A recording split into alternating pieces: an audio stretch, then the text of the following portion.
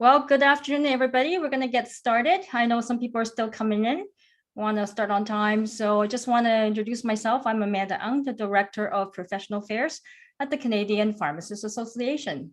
Thanks for joining us today. I know it's a busy time of the year, and I really appreciate you joining us today. Before we get started, I'd just like to acknowledge that we're meeting virtually from coast to coast on ancestral and unceded territory of all the Inuit, Métis, and First Nations people who have been stewards of this land, and we honor and acknowledge them. So to get us started, we're just going to run through a couple of housekeeping things. Thank you. So on this slide, you're going to see that if you have any questions, please type your question below in the Q&A. We'll answer as many of them as possible as we go along. If it's a technical issue, we'll definitely address it with you right away. And some of them, I might actually wait until the end, just so in terms of organizing the flow of the conversation, that it makes better sense to leave it until the end. Our lead speaker today will be talking to you about this topic specifically, and she did the presentation herself. That will be Dr. Watson. The session itself, the entire session is not accredited. You will, though, at the end get an email that confirms you attended the webinar on this day. In about a couple of weeks, this webinar, because it is recorded, will be posted on our website. And lastly, when the webinar is done, don't close your window right away, please. There's going to be an evaluation survey, and that's going to pop right up. And so if you could kindly please fill it out and let us know how we did today. And any other ideas you have for future webinars, we really, really appreciate it. It's like this kind of feedback is so valuable for us. So without further ado, I want to introduce our amazing star-studded panelists today. These three amazing, strong, brilliant women were able to join us today. And I'll begin with Dr. Watson. Dr. Caitlin Watson, I'll just wait for her to appear. Awesome. Dr. Caitlin Watson is an internationally recognized disaster pharmacist, researcher, and founder of Disaster Pharmacy Solutions. She currently works as a postdoctoral research fellow with the Epcor Center, Department of Medicine at the University of Alberta. Dr. Watson has worked as a consultant for the World Health Organization in Europe. She is also the co-chair of the World Association for Disaster and Emergency Medicine Primary Healthcare Service Special Interest Group. I think I inserted an extra word, sorry, Caitlin. Dr. Watson is an Australian registered pharmacist now living in Canada, so welcome. We're so happy to have you. Our next panelist is Diane Herbell. Diane is a mom, wife, pharmacist, advocate, business owner. She is born and raised in Nova Scotia and said it's the best place on earth. And I agree because you got the best lobster. She has held various roles, including operations, education, fitness, professional services, advocacy, and recruiting.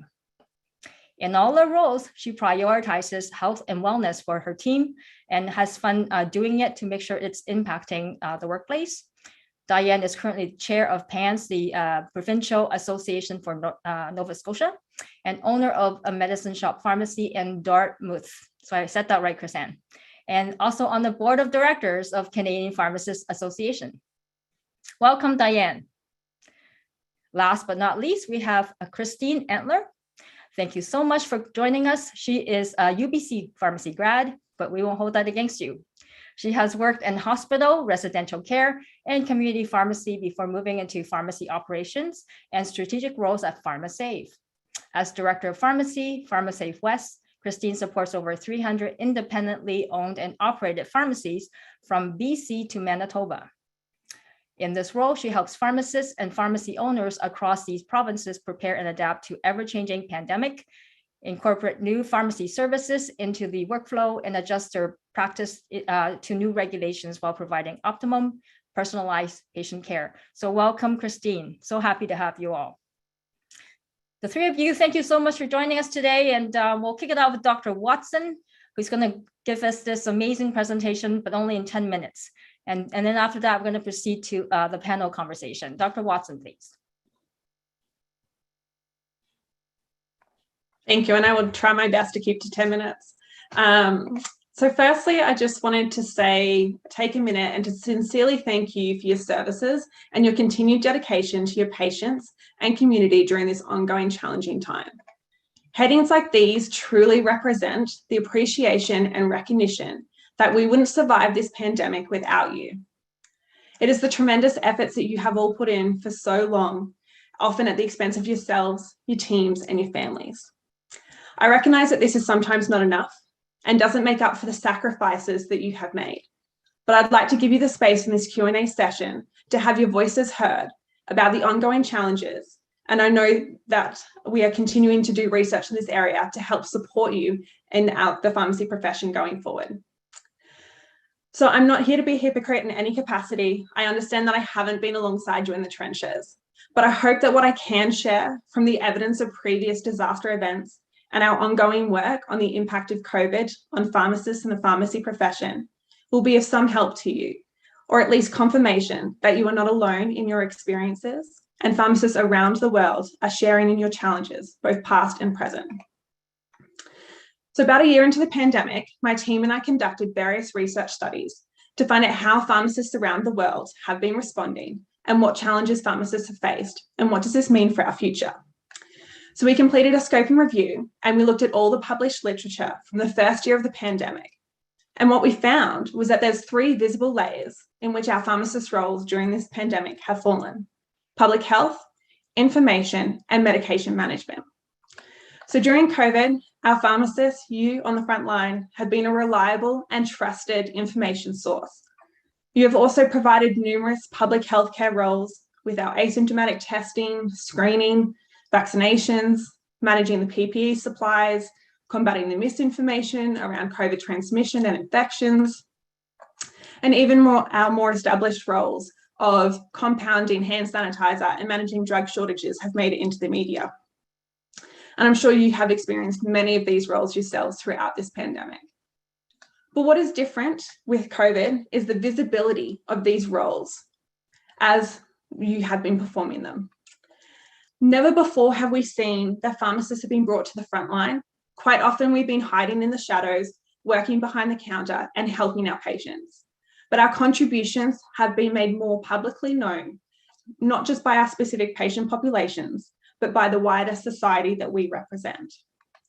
So what I find truly fascinating about the COVID-19 pandemic is this widespread acceptance and recognition of the amazing work that you have all been doing on the front line. But what is it about COVID that is so different? So in the previous work that I've done, historically and in previous disaster events, pharmacists are often not even thought of. We're an afterthought. And once the crisis has passed, we're often forgotten again. So what is it about COVID that is so different? We believe that pharmacists have, with their roles in public health and before the pandemic, that this is entering into a new era for the pharmacy practice.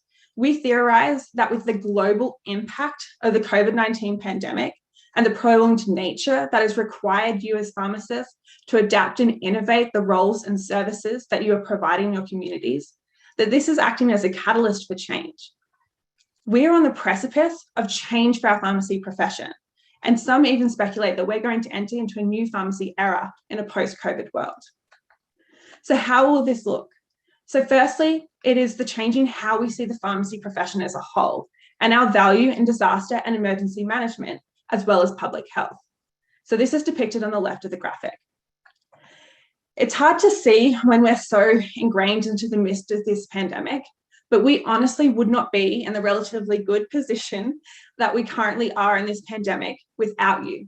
Without our pharmacists, you are the cornerstone of our primary care, and you have kept it operational when many other avenues have closed. Secondly, we believe that there is an invisible change in how we as pharmacists see ourselves. This pandemic has been severely drawn out and has fundamentally changed how we are operating as pharmacists.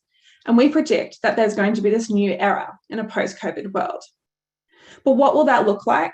Well, we're still writing the end of this story, and your experiences and voices are integral to ensuring that pharmacy is better integrated and considered in emergency management and preparedness activities, as well as public health in general. So this step of advocating to make sure that we as pharmacists are consulted and considered in disaster health decisions is crucial. So we can learn from our COVID experiences, and so that it doesn't necessarily feel like these roles are being asked of us are necessarily an afterthought, or that we're being dumped on without the proper communication and operation channels being open. To further test this theory and provide the evidence of the ongoing challenges faced by you and our pharmacists around the world, and to begin the conversations of how to better support pharmacists working in disasters, my team and I are currently conducting a new study, and we are exploring how COVID has impacted you and what this means for the future of pharmacy. If you're interested in knowing more, please reach out, as we are still looking for more stories and experiences from the front line to develop the evidence-based with a plan to expand and to have an evidence of what we need to do to support the pharmacy profession going forward. So we're currently piloting this study with Alberta pharmacists, and we plan to expand this across Canada to get a broader picture of the changes to the pharmacy profession and where we go to next. But why pharmacists? Why are pharmacists important in disasters? Many of you would be aware, and I'm sure that from your experiences, that you know that the pharmacists are the third largest healthcare provider in the world. They're also the most accessible, and they're embedded in our communities. They are also the places where the healthy, the sick, the wounded, and the at-risk vulnerable people gather. Interestingly, the disaster responders that I've spoken to have always said that when they get deployed to a disaster-affected region, the first thing that they do is they go and seek out the local pharmacy. They seek out the pharmacist to get a gauge on the resilience capacity in that community. They associate that pharmacist is essentially a litmus test on determining the impact of not only the impact of the disaster on that community, but also how are they recovering and how are they responding to the impacts of that and the challenges associated. It's also commonly understood that our pharmacies are often the first medical entity to resume operations after an emergency. And as I'm sure we're all aware, with COVID, pharmacies never closed, so they maintained that operation from the very beginning. Disasters are really extremely stressful events, as I'm sure we're all aware, that can drastically impact our community and our patients. So research has shown that typically if people are forced to evacuate because of some type of disaster or emergency event, they will typically leave without their medications, without their prescriptions, money, or identification. So this is a huge area in which pharmacists can step up and to help these patients, because they will come and seek us out. Research has also highlighted that patients and community members consider our pharmacies as a community representative or communication hub. Everyone knows where their local pharmacy is in their community, and everyone has required it at some stage during their life, especially with COVID. So pharmacies are an integral part of our communities and are heavily relied upon, especially during disasters, as I'm sure you're all well aware. So it's hard to remember why we do this in the midst of the challenges that we're facing with COVID and all the things that are impacting us at the moment. It's hard to remember why this is important. So I want to share with you this story of a pharmacist has shared with me in terms of the invaluable position and responsibility that we have. So the story says, I had a person come to me as a pharmacist at some hurricane, and I looked down at their foot and it just looked horrible. It smelt pretty bad too. And he came just because he didn't have any more prescriptions. The pharmacist asked him, how did you let your foot get so bad? And he said, when the hurricane came, it knocked down my house and it killed my wife. He had this scruffy little dog with him. And he said, all I have left in this world is this little dog. And I knew if I came here, that there would be a chance that my dog would be taken away. So that's where you as a pharmacist, you started out with just a prescription. It's a normal day and a normal patient coming towards you, but you ended up saving somebody's life.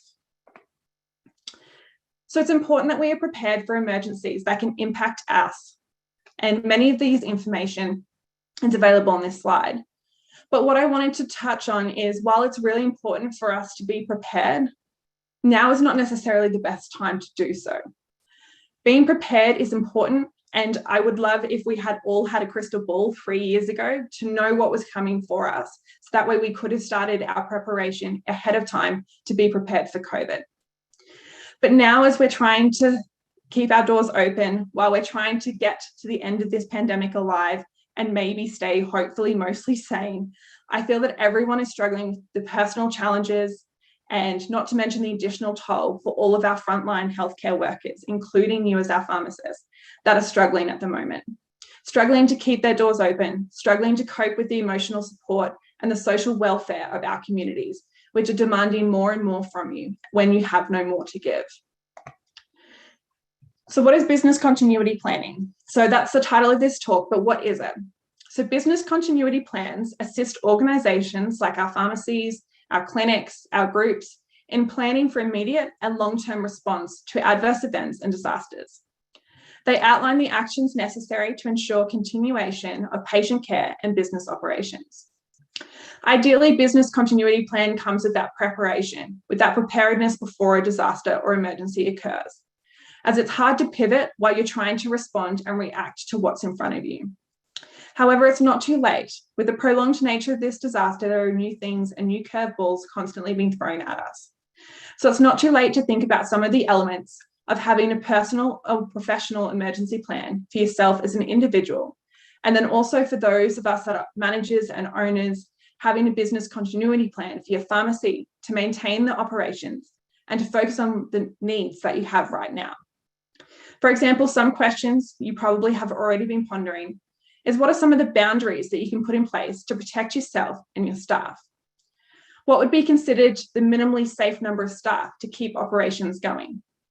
What work or tasks can we prioritise to continue providing patient care without overburdening the team? And many more questions like this. By having these conversations and starting to think about it, we can start thinking of what our plan would look like, both to continue to respond to COVID, as well as future disasters and emergencies. So there are many things that we could talk about in disasters and emergencies. And by all means, I'm happy to have these conversations with you at any point. But I think at the moment, what we need is to look at self-care and looking after ourselves and each other. As pharmacists, we always put everyone else first, especially as we put our patients first, to the point that it is a common phrase of pride that we all say as pharmacists, I can hold it, I'm a pharmacist, implying the ability for pharmacists to forego the needing to use a bathroom or a washroom because patients are waiting and the phone is ringing. I'm not saying that this is a bad quality that we put our patients first, as it really shows the true heart that pharmacists have for our patients and our community. But it can also become self-limiting, especially during emergencies, as they are high-stress environments. And if we don't take care of ourselves, we can't take care of those around us. And I'm sure many of you are currently experiencing some of these personal challenges and perhaps even burnout. So I want to remind you and myself that self-care isn't selfish. I like to reflect on, if you remember airplanes when we used to be able to fly in them, how the flight attendant in a safety briefing would always talk about at the beginning, you have to put on your own oxygen mask before you can help those around you. And I believe the same should apply to us as healthcare professionals and just basically as humans. So some effective ways that we can perhaps look at self-care: taking regular breaks, taking lunch, debriefing with your team, finding ways to de-stress on your way home from work, and understanding and accepting that unfortunately we can't help everyone and we can't do everything on our to-do list at the same time. We can only try our best each and every day and prioritize what needs to be done, and that's okay, and that's enough. We can go through some more perhaps in the Q&A if anyone has any questions around more self-care tips, as well as in the handout that we'll be providing afterwards. Some self-reflection questions. So as we move out of this pandemic and as we start looking at the road ahead in terms of recovery and what we're heading, do you believe that pharmacists can make a difference in disasters? I know that this pandemic has been extremely challenging and tough on you all, and there's a mentality that we just need to keep pushing, and once we get through to the other side, we can forget about this experience and return to the status quo. But I want to press upon you that this is not the case, and by doing so, we will do a disservice to the profession. I think it's important that we continue to advocate for better ways that we can include pharmacists in disaster and emergency management and in public health, and we can take the lessons that we have learned from COVID and propel forward into the next phase of the pharmacy profession. As you can probably all tell, this is a huge passion area of mine, and it honestly breaks my heart to see the turmoil and stress that you and all of our pharmacists around the world are facing, when perhaps some of it could have been mitigated with proper preparedness and forward planning. But this is a shared responsibility. It is not up to each of us individually alone, but it is a collective responsibility of our profession, our individual pharmacists, our owners, our associations, and our governments to make sure that the pharmacy profession is prepared to take on the responsibilities that they have in their communities. I believe that if we want to be taken seriously as a profession, we must take action on the lessons that we have learnt with COVID to ensure that next time we have greater inclusion, greater forward thinking, our pharmacists are considered and well supported to undertake the roles that are placed on you and the burdens that are placed on you during these times. Every pharmacist is a disaster and a public health pharmacist, and I'm not sure how many of us are aware and happy with that. But I think COVID has taught us that that is the case, and we need to be willing to step into that role and to step into that responsibility that we have. So I will pass it back over to Amanda, and I do apologize. I think I went a couple minutes over. All good, Caitlin. I mean, as you're talking, I could feel your passion through the camera there, and I had to wipe my own tears dry. So thank you so much. That was beautiful. So at this point, we're going to do a moderated conversation, me with the three panelists, and then we're going to do some Q&A with the audience, okay?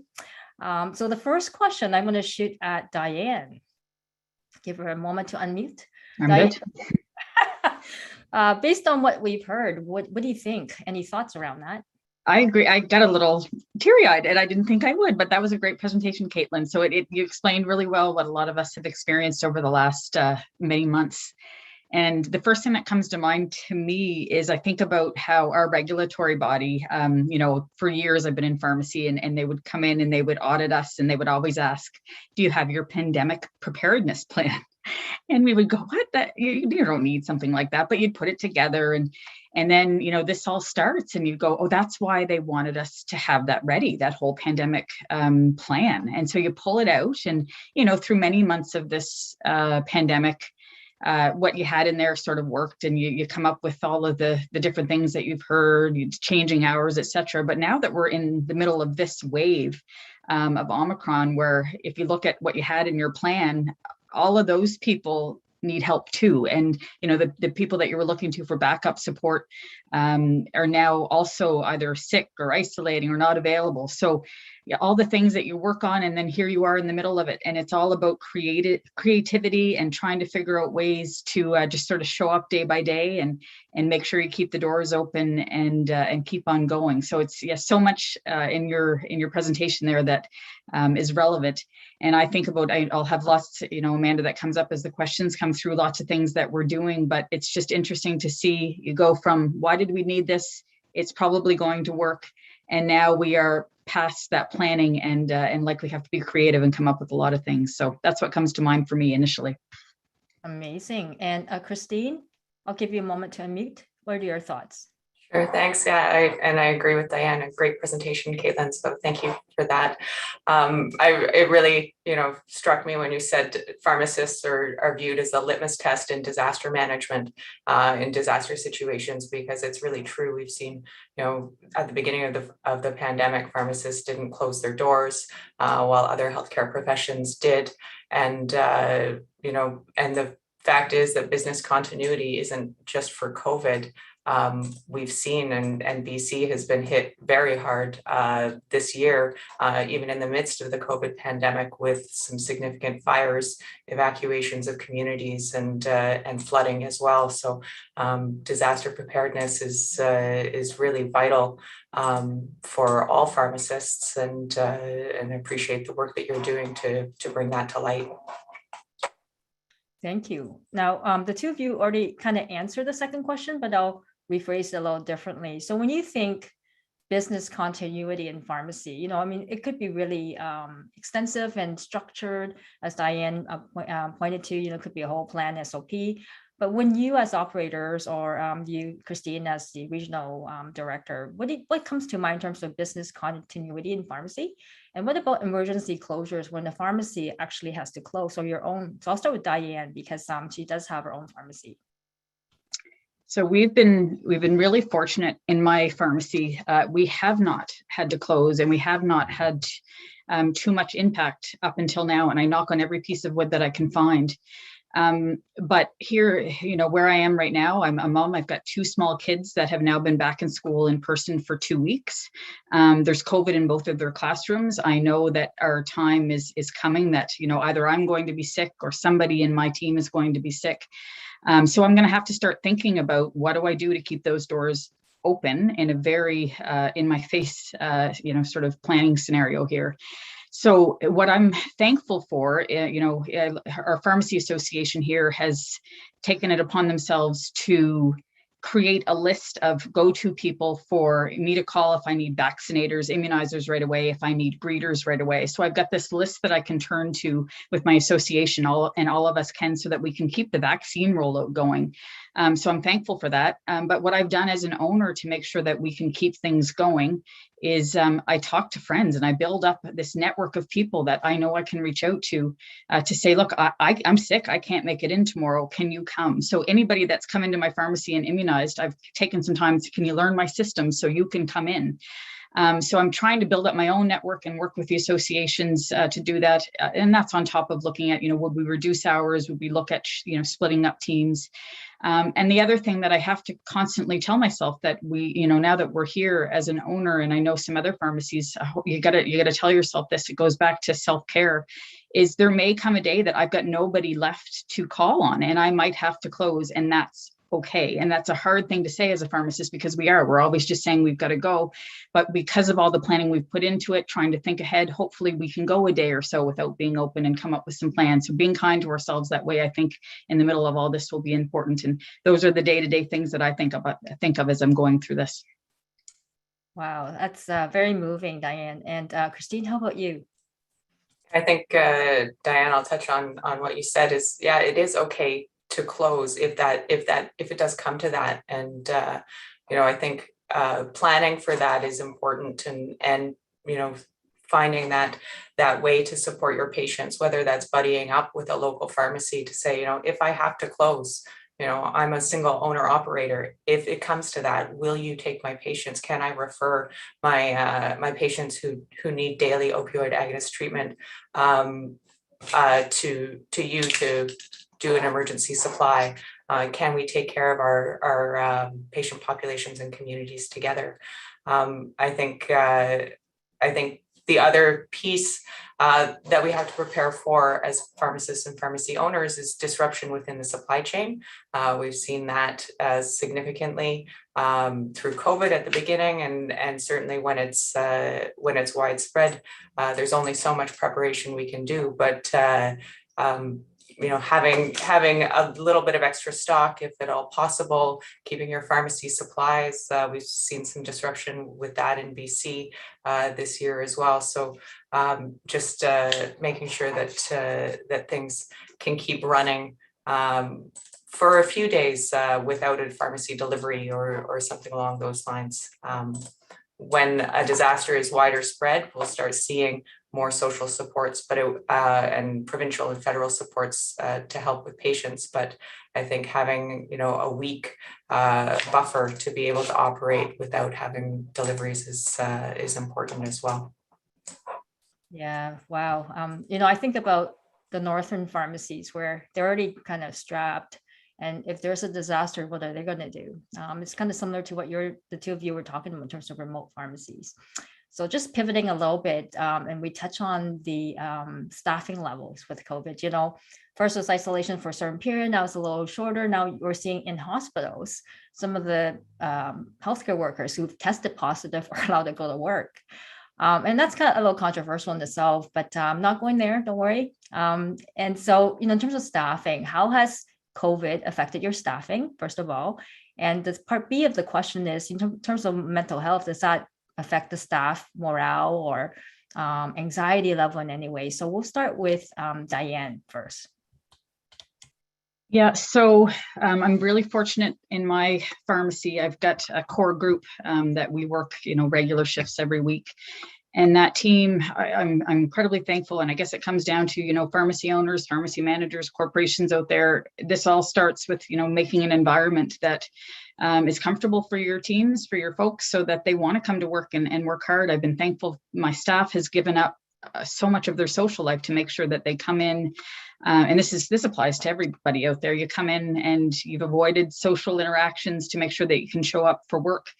So that core group has stayed healthy and shown up and gone beyond and all sorts of things through all of this.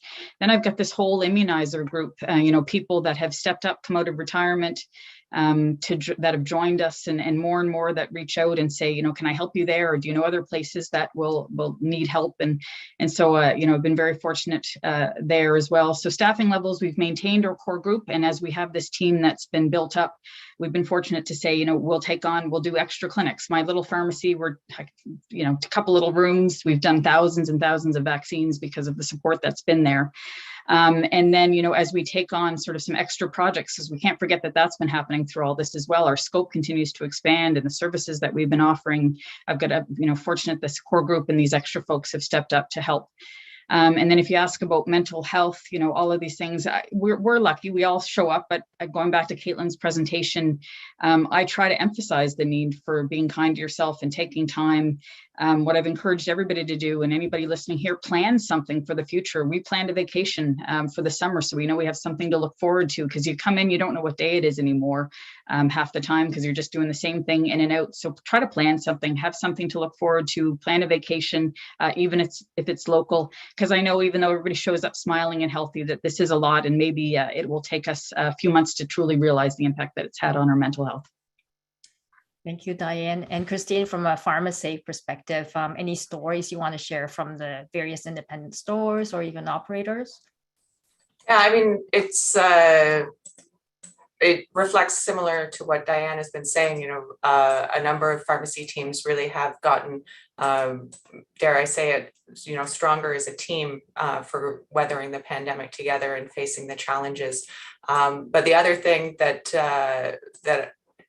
is happening, and I'll reflect back on Caitlin's presentation on the invisible layer of COVID-19, which has changed pharmacists and pharmacy teams' professional identities. And I think that does go to support people's mental health as well, particularly now that we're in boosters. We have the public coming in, happy to get a booster appointment, really pleased with the convenience of getting those vaccines at pharmacies, rather than perhaps in the summer when we were at the tail end of dose 1 and dose 2, when people were less inclined to come and get their vaccines. So,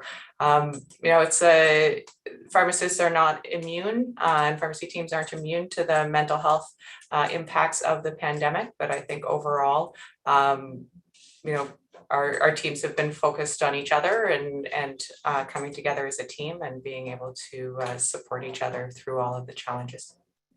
I think as a pharmacist myself, I've never been more proud of the profession. I've been in the profession since 1998, done all kinds of stuff, but I've never been as proud as I am of the profession. This is my own passion coming out, and to see my colleagues stand up like this, and you see pictures, or certain pharmacists like Kiro Masad, who's not afraid to speak up, it really does make a big difference for us as professionals, and for patients, because we're really, if we're saying that we're here for you, then we're going to be here for you, and we're going to be here not only in words but in action. So I just feel so fortunate to be able to sit on this panel with the three of you, including myself, the fourth one.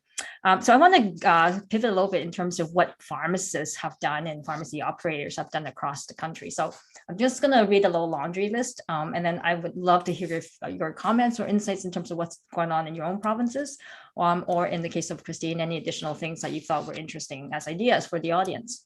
So, some of them have reduced their hours. So they used to be open longer. So some of them close by 6. Some of them no longer offer clinical services, or if they do, it's like by appointment, only one patient at a time, especially if it's an independent. It sounds a little odd, but if you think about the practicality of it, for sure, I mean, that's all they can really accommodate, 1 or 2 people in the pharmacy at any given time. Some of them only do virtual consults. I remember one point of time in Ontario was a big no, regulatory wise, to do virtual services. But now it's a different game altogether. Some of them are offering curbside pickup, where the patient through the app, or they call and they book an appointment, I'm coming. And so somebody's standing at the door waiting for them with this bag, and they would hand it, after they unlock the door, because the door is now locked. Or in some cases, like I heard from Kristen Watt, they put this plastic film in front of their door, and there's a little hole they cut through it, and they stick their arm through and hand the patient the bag. Those are really, engaging stories, I say, in terms of you never heard this kind of stuff before, because we're at a different level of the pandemic right now. And other people I've heard of doing scheduling changes where the pharmacists and the staff don't really overlap that much in their time. So those are some of the examples I've heard of. I'll start with Diane. Any other examples that you want to share? Yeah, so you've the ones that you just listed there, we've done a little bit of everything there. But I think, the key one that jumps out for us, and that's something I do hope holds on for years to come after the pandemic, is really moving towards the appointment-based. And I think because more and more of us are doing it in this province and really nationally, that it's becoming more accepted by the public. But pretty much anything we do right now is appointment based. We've moved in that direction. When we first started, March 2020, even coming into the pharmacy, you had to have an appointment to come in and pick up your prescriptions or buy anything.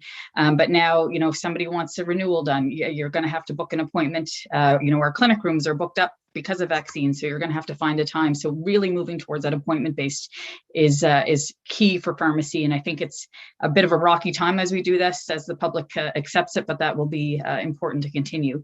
One thing that you didn't quite mention that we've done in my pharmacy, I think you look nationally, the phones are ringing off the hook in pharmacies right across the country, and you've got to figure out a way to handle that. When something changes in Nova Scotia, the phone starts to ring because everybody calls the pharmacy to ask. We've made the decision in a lot of cases to just turn the ringer off and check it on an appointment-based schedule for us for our phones, so we can check our voicemail and see what's going on. And we've been very clear in our voicemail what services we can provide and what they need to look elsewhere for, because this constant phoning on demand while you're trying to do a million other things, it's not feasible anymore. So those are some decisions we've made. And yeah, a lot of the things that you said there, going to curbside depending on what the numbers are, and a lot more delivery. So you've outlined a lot, but those are a couple others that we've added in and really focused on. Thank you, Diane. And how about you, Christine? Any other examples are really important? Yeah, the other thing that I've heard of a lot is just restricting certain services to certain days. So in pharmacies that are offering rapid antigen or PCR testing, maybe they're only doing that on certain days of the week or certain hours, and immunizations, COVID boosters are only on certain days to help staff not only manage workflow, but also contact and allowing one pharmacist to operate and do those professional services. So offering the same number of services, but just in different stages. I think that's important. And to build on Diane's comments on the phone, certainly we're seeing a lot of phone calls and things. I've also seen if pharmacies have online apps, really making that advertising and communication of the app functionality front and center. So if that's on the phone message, did you know that you could phone in your refills or use our online app for refills or prescriptions, and making sure to proactively set people up to adopt that, because we saw that was huge growth at the very beginning of the pandemic as everything went online. And now, again, as it's harder to get right through to the pharmacy on the phone, seeing another boost there. Thank you both. So just dovetailing on that question a bit, with what we're expecting now, another booster for kids, right? So the announcements are coming out. We saw one from NACI just this week. Another one will come out a little later around kids booster, and then the adult booster. We're heading into a fourth booster and the conversation around that. I think this advice around ensuring there's blocks of time booked off for the pharmacy to do these services is key. And I've heard really good success stories from various independents as well as even chain pharmacies where they've done this, and it's a good success story. So just moving on, Caitlin, turning the mic to you and put you on the spot. From what you've heard, Christine, Diane, even me, my little commentaries, what do you think? What do you think about what you've heard, and any other tips or strategies you want to offer the audience? I think it definitely rings true, everything that people are saying, trying to find different ways. Something that is interesting that's coming out in some of the research that we're doing is accessibility is a huge topic. We pride ourselves on being the most accessible healthcare professional, But what does accessibility mean? You know, does that mean that we have to have a pharmacist answering the phone and filtering every single phone call? Or perhaps they could be a further step back and we have someone else answering the phone and determining whether or not it requires a pharmacist intervention. You know, we're talking about injections and some of the clinical care and things. Does that need to be the second any person walks in the door and says, I want this, we have to drop everything to give it? Or is there a way that we can perhaps balance and find a definition of what accessibility means for the profession going forward? Because what we've seen with COVID is, with the prolonged nature and such, the increase in demand, increase in expectations, increase in roles, there's only so much a pharmacist can do. And there's only so many pharmacists on shift at a time. So what does that look like? What is a safe working environment for everyone? What is an accessible environment? So I think having some of these conversations and starting to do maybe some work in these areas around, okay, well, what is accessibility? What, you know, what's an appropriate, you know, wait time, and these sorts of things, I think is a great, that we're starting to think about them and have the conversations. And I think it will show, you know, in a post-COVID world, as we sort of head into the new era of pharmacy, as to what that might look like. And I think a lot of our experiences that we've learned from COVID and the different ways that different pharmacies are managing will all influence that. So yeah, so definitely seeing the same across Alberta and across different regions around the world as well. All right, so we're going to pivot a little bit because one of you mentioned in your answers the word pivot. So we're going to pivot a little bit, because this, you know, as we know, in this pandemic over the last couple of years, nothing is ever constant. It's always a new day. And with Pivot, you know, recently there was that announcement about the antiviral Paxlovid, dare I say that brand name, for treating COVID-19. So I'm going to turn the question to Christine. The question is, with this announcement, do you foresee any impact on pharmacy operations? I mean, it was great news to hear Paxlovid get approved by Health Canada. We have another tool in our toolbox to fight COVID-19 for high-risk patients. And you know, at this point, we're still in early days and starting to see some rollouts. So we've just had Alberta and Saskatchewan announce how they'll be handling distribution. So I think the first couple of weeks we'll really start to see what impact this might have in pharmacy operations. I see inventory management being very key, with this medication needing to be started within 5 days of prescribing, and the earlier the better. Balancing that amount of prescribing with the available inventory will be challenging. We know there are only certain pharmacies across the province, so one pharmacy sort of in each community or in each geographic area, which are initially getting access. So those pharmacies will need to keep a close eye on their inventory, particularly going into the weekend, into stat holidays. You know, pharmacists on the call who live in colder areas will understand that sometimes their deliveries are disrupted if there are extreme weather events, which of course we're not out of the winter yet. So keeping that stock to last them until their next delivery, I think, will be one of the main things that we need to consider. And then the other piece is, of course, these patients are going to be symptomatic and be positive for COVID. So how will you be getting that medication to patients? Will they be sending somebody to pick them up? And then who will you be counseling? Will that be the patient themselves via phone or their agent or caregiver as they come to pick up? And for rural areas, will delivery be required? And if so, to what radius, and how can that be done in a timely way? So these are all a few factors that we'll wait and see with the centralized prescribing that's happening, whether additional impacts come to light. But those are the first ones that I'm looking at. Amazing. And Diane, anything to add? Yeah, just so I think about, here in Nova Scotia, as an example, we're just about to run a pilot of 45 pharmacies involved in the distribution of this new medication. And I think about how quickly that happened versus, a few years ago, if we had a new drug like this, pharmacy might not even be part of the conversation, but very quickly this pilot is happening. We've had webinars teaching folks what they need to know. There's been conversations with how we're going to get paid and agreements with how we're going to get paid with our government for this.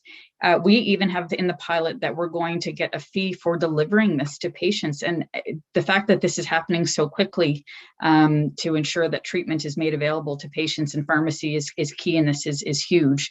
I'm not going to be, our pharmacy is not going to be part of that pilot. I decided not to even put my name in for it. And that is going back to our discussion around self-care. We've taken on a lot of different pilots through this, but we're going to wait on the sidelines and see how this one goes.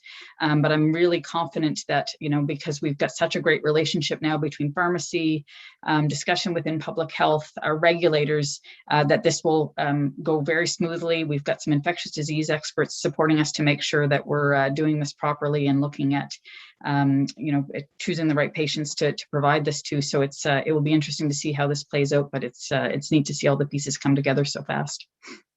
Amazing. I know, Caitlin, you and I talked the other day, and I want to kind of put this comment in here as well, where, you mentioned something about being mindful that there's really a small window of time, right, where somebody can initiate therapy for this drug. Do you want to elaborate on that a little bit? Yeah, so I'm not fully familiar with all of the different specifics that are happening in Alberta and how things are going. But from my understanding, in terms of the communication aspect, is that this medication can be provided after someone has a confirmed PCR testing.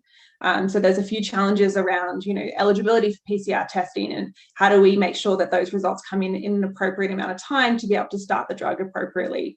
So I think a lot of these conversations do need to happen, and they probably are happening in different provinces. But I love that what Diane is saying in terms of pharmacists being consulted and pharmacists being involved in those discussions, and they're going to be reimbursed for the services that they're providing with delivering the medication and doing all these things. So I think that's really promising that something new is shifting in the pandemic, and pharmacists are the first thought, because that hasn't necessarily been the case in the early days of the pandemic. So I think that shows the recognition and the how valuable pharmacists have been, because we are now being thought of and perhaps being considered while decisions are being made and less after the thought. So yeah, hopeful. Yeah, and I want to go back to Diane, because, Diane, you mentioned something very interesting where as a pharmacy, you are not dispensing that medication, but your patients aren't going anywhere. They're staying with you. So if any of your patients happen to get that medication, Paxlovid, from another pharmacy that's doing it, how do you kind of kick off that whole multiple drug interaction issue that could potentially happen? And your pharmacists, may or may not even know about the scenario. Yeah, well, we're very fortunate in Nova Scotia, and I know several provinces are, obviously, to have drug information systems. So that's the way I'm thinking. If let's say I was part of the pilot and a patient showed up at my pharmacy to get this medication, and I've never seen them before, well, my first go-to is I'm going to be going onto our drug information system, looking at drug interactions the way I would in any case. But I'd also be reaching out to that patient's pharmacy. We're fortunate to have a great relationship between a lot of the chains and the independents that are out there. So I'd be double checking and reaching out that way. And also, we worry about losing patients because they're coming here for other medications. We're going to have to be very mindful of that as well. But it'll be a check like we do with any other medication, having the access to what the patient provides us, the drug information, and their previous pharmacy or healthcare providers. And obviously, we'll have to be extra cautious in this case because of the multiple possible interactions here. Thank you, Diane. That's really interesting. So I want to ask the other two panelists if they have anything else to add to Diane's point, and any final thoughts from anybody on the panel. I think when it comes to patients who have previously been on Paxlovid, it is part of that regular care. If you don't have a drug information system, you're probably used to asking patients if they've had any other medications since they've last filled with you or last come in. And pharmacists are asking patients, for COVID symptoms, is it then also, have you had COVID recently, and to start that conversation. So a couple of other ways to potentially catch that additional prescribing and prevent drug interactions. Right, amazing. So at this point, there are a couple of questions in the chat, and Christine's messaging me to answer them. The first one is from one of the participants who wanted to know more about platforms you can use to promote any changes, especially, phones ring off the hook. And at some point, patients, I'm sure everybody in the audience has heard, patients are calling and they can't get through but that busy tone, right? And then they complain, I'm going to complain head office on you, this and that. And so, from any of the panelists who want to speak on this, especially Christine, I think you're the one who mentioned about apps and using technology. Care to elaborate on this question of how do we help these audience members kind of troubleshoot this? The phone is ringing and in some cases just kicks into voicemail. So how do you help them, or any ideas around platforms or technology they can easily subscribe to? Sure. Communicating your changes to your patients is always an ongoing effort. And depending on your pharmacy and the tools that you have available, you can consider a number of things. Obviously, in-store signage is helpful. I know a number of our pharmacies change messaging on their prescription receipts, to direct people to the app or another service that the pharmacy is offering. Social media presence for independent pharmacies. Do you have a Facebook or an Instagram? Are you promoting there? Do you collect your customers and your clients' email addresses to be able to contact them in the future? And now that's obviously in compliance with Canadian anti-spam legislation and things, but to build up that database. So depending on the tools available to you, a lot of different ideas to sort of think outside the box and continue to use all avenues available to you to connect with your patients. Mm-hmm. And then Diane, I don't know if you use MedMe. What do you use for booking? We do. Yeah, we do use MedMe. We use that for flu, and we'll likely be using that for some of our asymptomatic COVID testing and other services. It's interesting. One of the things that we've had the fortune of having is a lot of media presence here in Nova Scotia and really all in Atlantic Canada for pharmacy through all of this. And the topics that we often get asked about in the news are, why are you changing to appointment-based? Why are you not answering the phone? So we've really taken advantage of that to really say to the public, please stop calling your pharmacy for XYZ, or the reason we're going to online, MedMe or whatever other apps that are out there that our folks are using is because of XYZ. So, really taking advantage of social media, of the media in general. And then the government has followed with similar messaging, and our pharmacy association has followed with similar messaging. And then with us repeating that over and over again to our patients, we're trying to get the message out. But yeah, it's shifting, and it's shifting fast. And it's been interesting to see some of the anger about that. But then that's turned ultimately into acceptance as this has played through and a lot of the changes happened. Thank you. So I have one last question. This one's for Caitlin. So Caitlin, when would it be appropriate in every way to start the conversation around planning for the next emergency? And part B is, how will we know that we're ready and it is psychologically safe? That's a great question. And I think it's different for every person. Everyone's experience of COVID has been different. Everyone's struggling in various ways. So I think it is quite a personal thing. But I think where we can start in terms of planning is, what have you struggled with COVID? Both personally, maybe you've had childcare challenges, school challenges, primary carer, but also working in a pharmacy, bringing viruses home. What have you personally struggled with? What have you professionally struggled with? Maybe staffing was an issue, communication channels to patients was an issue. What was challenging? And if you start asking those questions and start jotting that down, then that's the place that we can start to learn from and go, okay, this was an issue for us with COVID. Maybe it was accessing PPE or not having enough inventory, as Christine was talking about before. This was a problem. So what are the strategies that we can put in place for next time to make sure that that's not an issue? So I think that's the best place to start, to know when or how you're going to be prepared enough. Once the pandemic's over and we have a little bit more capacity, both personally and professionally, and again, this is different for everyone as to when that might be, is to start having with your staff, start with your pharmacy teams, your chains, your franchisees, your pharmacies, your organizations, associations, whatever size, and start having preparedness activities. So you start constructing your business continuity plan and then you workshop it. So here's a hypothetical scenario of what a disaster could look like. Here's how it could perhaps impact you. And here's, let's workshop your plan and let's find the holes in it and try and fill them sort of before a disaster happens. That way, when one comes off, we're not dusting an old, pandemic plan off the shelf, wondering, we haven't looked at this in 5 years. But we've actually constantly practiced it every year. We know what we're in for, and the second a disaster impacts our community, we're ready to go. And remember, disasters can be any size. A power outage for a pharmacy without a plan could be a disaster. If your vaccine fridge is going to go off, there's no other pharmacy in town, that could perhaps be a disaster for your community. There's very various scales of what a disaster is, so we need to be prepared for anything.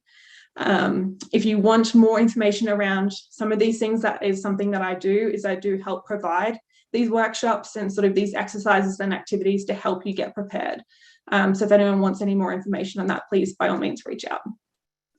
Thank you. Well, you know what? It's such an amazing session. Unfortunately, we're at the hour almost. So time flies when you're having fun. Isn't that true? On behalf of the CPHA, I just want to thank you to all of you, the panelists, the participants, the people helping me behind the scenes for putting this webinar together, and especially our guests, Caitlin, Diane, Christine. Thank you so much for your valuable time. And as a reminder to the audience, this webinar is recorded and it will be posted in a couple of weeks on our website. We'll also develop, actually, we have a tool that's ready to go and it was posted on the website. We launched it yesterday. It's called Getting Your Pharmacy Ready for Success. So please check it out on the website. It's actually very helpful. It's everything we talked about. How do you prepare your patients?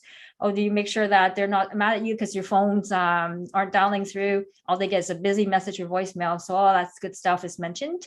And when the webinar is done, please don't close the window. There's a evaluation survey that's going to pop up. So please fill out that survey for us. Otherwise, have a wonderful day. And please stay tuned for our next webinar, February 9th. And guess what the topic it's going to be about? Conflict management. Talk about relevant.